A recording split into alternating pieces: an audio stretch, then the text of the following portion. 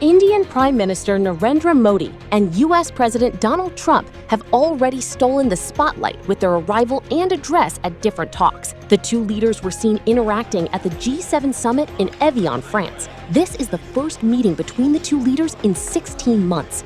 The last time the two leaders met face-to-face was in February 2025 at the White House in Washington, D.C., shortly after Trump's second inauguration.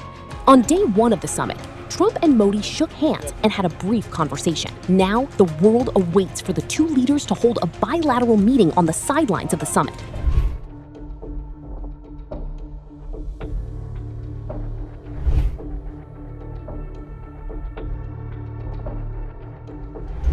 One of the biggest topics of the meeting is expected to the India-US bilateral trade agreement, which has been a work in progress. US officials signaled that the deal is not expected to be finalized during the meeting. Some technical discussions may take place. India could push for a preferential tariff treatment as part of negotiations on an interim trade deal. Earlier, Union Minister Piyush Goyal said that the first tranche of a bilateral trade agreement could be concluded by mid-July. We had excellent discussions from the 2nd to the 4th of this month. We had a full team of officials from different divisions of trade from the USA in Delhi. I also met with them yesterday, and we are fast moving towards closing all the open ends. And I think by sometime by the middle of next month or so, we should be in a position to execute a very, very vibrant first tranche. The trade deal talks will be crucial as the two nations' ties have suffered after the Trump administration imposed punitive tariffs on India, and Trump made controversial assertions regarding his role in de-escalating the India-Pakistan military clashes in May 2025.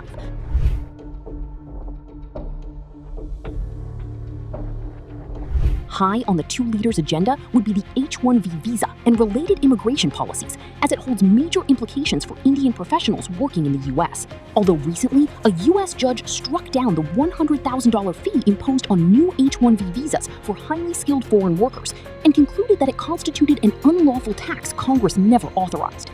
Trump could still challenge the ruling and get it reversed on appeal.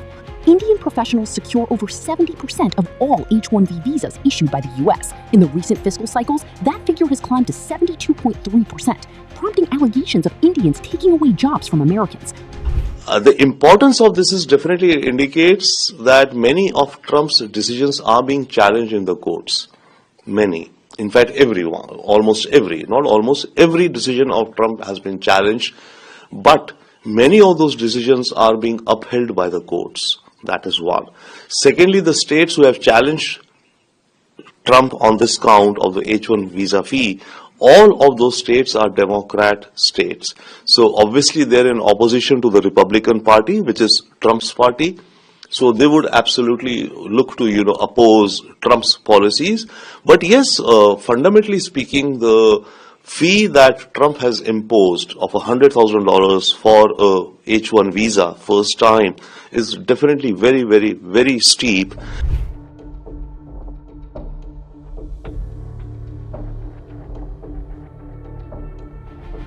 India-US ties came under more pressure following the recent US attacks on several oil tankers carrying Indian sailors off the coast of Oman. 3 sailors had died. PM Modi is expected to address the U.S. attacks during the bilateral talks. The Indian External Affairs Ministry has already summoned the most senior American diplomat in New Delhi twice for formal protests. On day one of the summit, PM Modi addressed how all countries must ensure the safety of maritime routes and seafarers. He picked up the concern in the gathering that included U.S. President Donald Trump. The safety of seafarers who connect all countries through global maritime trade is our responsibility. We must ensure that sea lanes remain safe and seafarers can carry out their work without fear. India is fully prepared to work with all partners on these issues. India firmly believes that a lasting solution to the ongoing tensions and wars in various parts of the world is possible only through dialogue, diplomacy, and international cooperation. This came after 3 Indian seafarers were killed when the tanker MT Setabelo was attacked by a U.S. aircraft in the Gulf of Oman. The U.S. Navy targeted 3 merchant vessels with more than 65 Indian crew members near the coast of Oman on charges of attempting to evade an American blockade. The U.S. has issued no apology for the killings as of yet.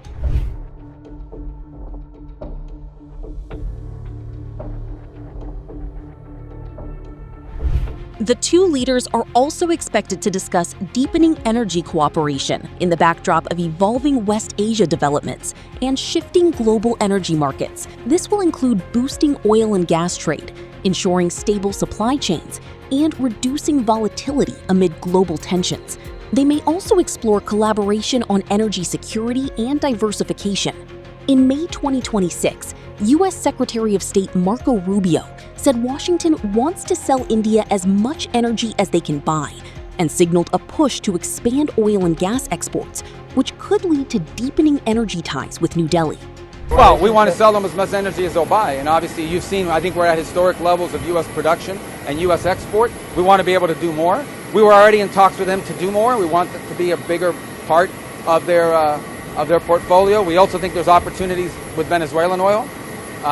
In fact, it's my understanding that the interim president of Venezuela will be traveling to India next week as well. So there's opportunities. There's a lot to work on with India. They're a great ally, a great partner. We do a lot of good work with them. And so it is an important trip. I'm glad we're able to do it because I think there'll be a lot for us to talk about. And we'll also meet with the Quad there, which is important. Something I think my first meeting as Secretary of State was with the Quad. So I believe, like, I got sworn in, I did the thing in the lobby, and then I went right upstairs, and that was my first meeting. And I'm glad we were able to do it now in India, and we're going to do one later in the year as well. Can I come back?